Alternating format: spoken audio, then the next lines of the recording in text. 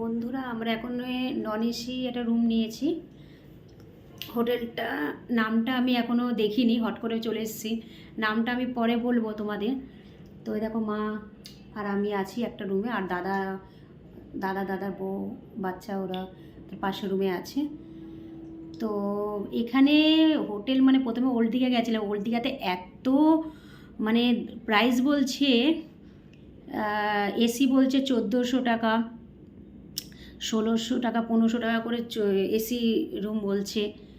মোটামুটি ছোটোই রুম আছে, এসি দিচ্ছে বলে। আর নন এসি বলছে মোটামুটি কত 700 টাকা। তো আমরা এখানে 700, 800, 900 এরকমভাবে নন এসিও বলছে। তো ভালো রুম আমরা পাইনি, তাই ওখান থেকে ওল্ড দীঘা থেকে আবার নিউ দীঘা চলে এলাম, কারণ নিউ দীঘা মোটামুটি ভালো রুম পাওয়া যায়। ঠিক আছে। আর এই দেখো এখানে মোটামুটি দেখতেই পাচ্ছ কত রুমটা কত ভালো, দেখো রুম।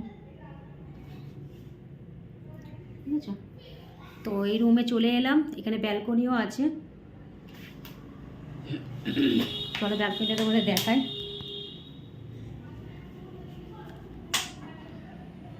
এই দেখো ব্যালকনি, এখানে দাঁড়িয়ে ভালো ভিউ নেওয়া যায়। দেখতেই পাচ্ছি এটা বাস স্ট্যান্ড। হ্যাঁ, এখানে বাস স্ট্যান্ড। তো আমরা এই রুমটাই চয়েস করলাম। ঠিক আছে। প্রথম বাস স্ট্যান্ডের উল্টো দিকেই রুম, মানে হোটেলটা।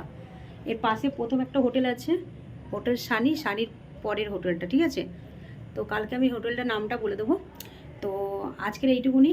আজকে অনেক পারেশান হয়ে গেলাম। মোটামুটি 9:30 এখানে ওল্ড দীঘা এসেছি, তারপর রুম খুঁজতে আধা 15-20 মিনিট ওখানে লেগে গেল। এখানে মোটামুটি 10টা বাজতে 15 মিনিট আগে এলাম নিউ দীঘা। এসে আমি হোটেল এখানে খুঁজে নিই, তাই 10টা 11টার মধ্যে এখানে বন্ধ হয়ে যায়। এখানে প্রত্যেকটা হোটেল বন্ধ হয়ে যায়। তো তার জন্যই আপাতত এখানে হোটেলে নিয়েছে। মোটামুটি এই হোটেলটা ভালোই, 600 মানে 700 টাকা করে নিচ্ছে। ঠিক আছে। এটা পেছনে মানে সামনের দিকে, আর ফ্রন্ট সাইডে, মানে এখানে ব্যালকনি পাওয়া যাবে। আর ওখানে ব্যাক সাইডে আবার হোটেল আছে, মানে সরি রুম আছে। ওই রুম 600 টাকার মধ্যে পাওয়া